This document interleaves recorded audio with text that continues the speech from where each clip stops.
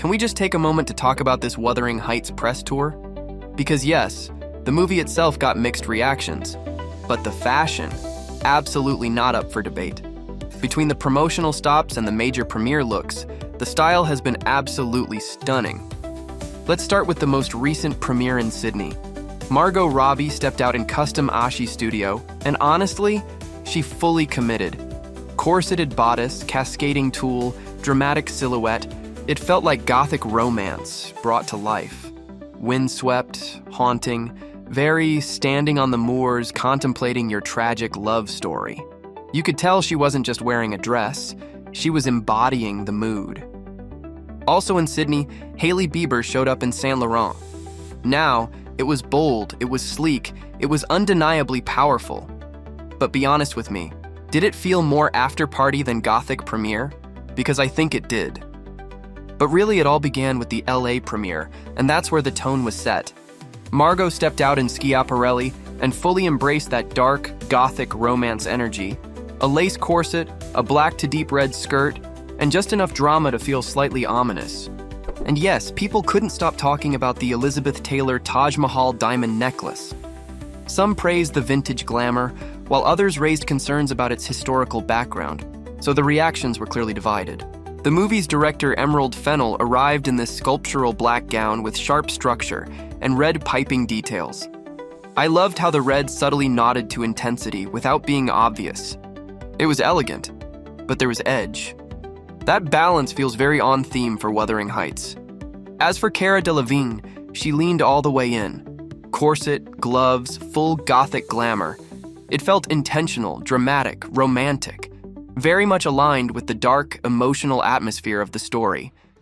And then Charlie XCX and Vivienne Westwood, gold corseted gown, dramatic tulle volume. It had this gothic fairy tale quality, almost theatrical, but still romantic. Alison Oliver, who plays Isabella in the movie, chose a silvery gown at the LA premiere. She looked elegant and ethereal, though the bust detailing slightly interrupted that otherwise romantic energy. Shahzad Latif, who stars as Edgar Linton, really commanded the room in this Maison Margiela coat. The raw, unfinished tailoring and moody palette perfectly captured the story's sense of emotional fracture. Then came Paris, and the mood shifted from gothic to tragic romance.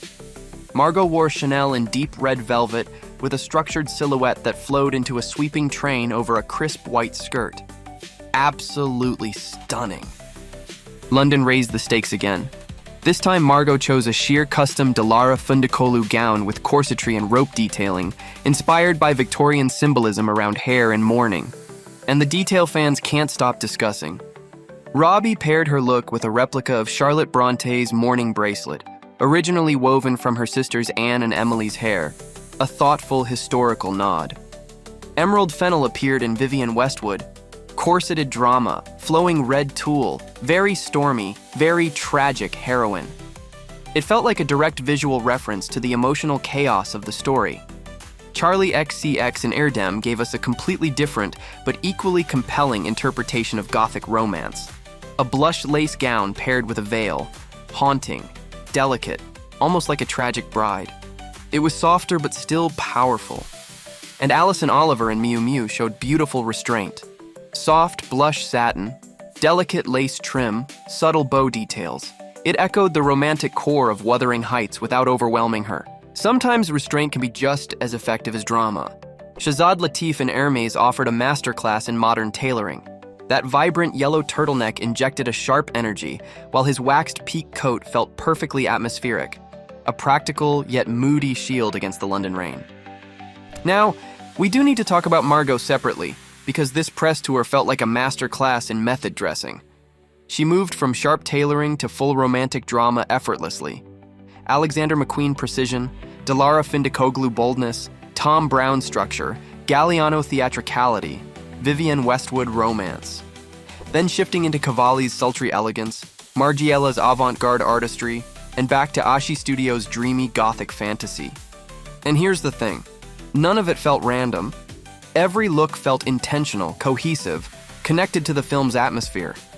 She wasn't just changing outfits, she was exploring different facets of the same story through fashion. As for Jacob Elordi, he kept it simple and understated at every premiere, letting Margot shine and take all the spotlight. But beyond the movie itself, it's their off-screen dynamic that's getting people talking. I was enamored by her, and I still am. So let's go over what they've actually said and done, and you can decide for yourself what it all means. Things started during the press tour when Margot described herself as codependent with her co-stars, and said that dynamic formed quickly with Jacob. I don't know if Emerald told you to do this or you did this, but I remember the first couple of days on set, he would just be like always in the vicinity where I was, but like in a corner, like watching Kathy. And then I didn't tell him to do that. I actually had to ask him to leave. Cute story on the surface, but picture it and it's a little creepy. Margot even added that when Jacob wasn't around, she felt unnerved and unmoored, comparing it to a kid without their comfort blanket.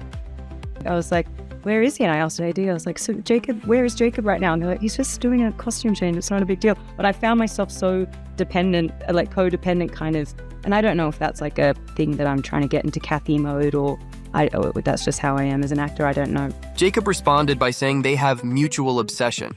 I think the thing is, if you, regardless of plot or screenplay, if you have the opportunity to share a film set with Margot Robbie, you're going to make sure you're within 5 to 10 meters at all times, watching how she drinks tea, how she eats her food, how she does it, when is it going to slip, when is the thing going to come undone, and it never comes undone.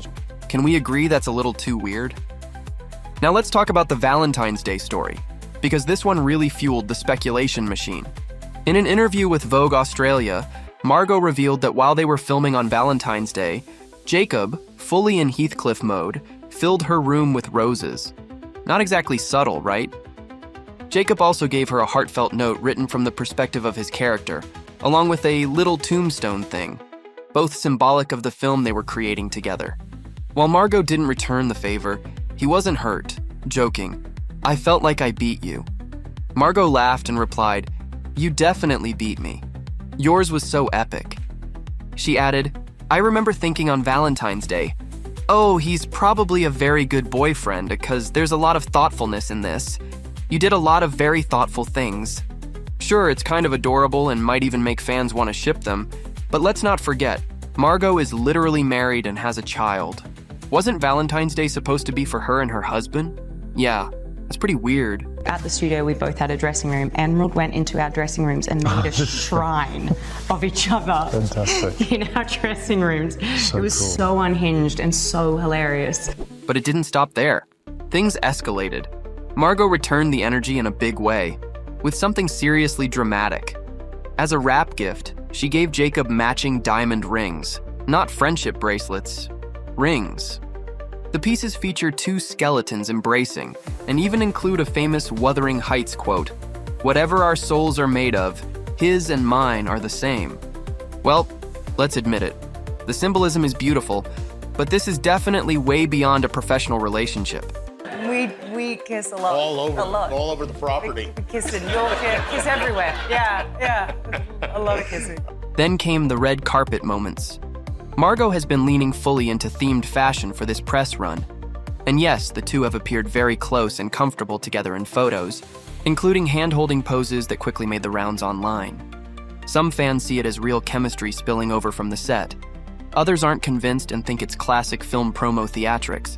In fact, many have started calling it a lame publicity stunt, the kind we've seen plenty of before in movies like Anyone But You or The Naked Gun. Margot is exceptionally easy to work with. Of course, context matters. Margot is married to her longtime partner and producing collaborator Tom Ackerley, and their company, Lucky Chap Entertainment, is behind the film. So her professional and personal worlds are already tightly connected. The couple even welcomed a baby in late 2024. That's why some fans see all this co-star drama less as a real scandal and more as a carefully staged, character-driven publicity move. Something we've definitely seen before with other film pairings. Now, what do you think? Is there really something going on between Margot and Jacob, or is it all just a PR stunt? And if it is a stunt, do you see it as clever marketing or just lazy promotion?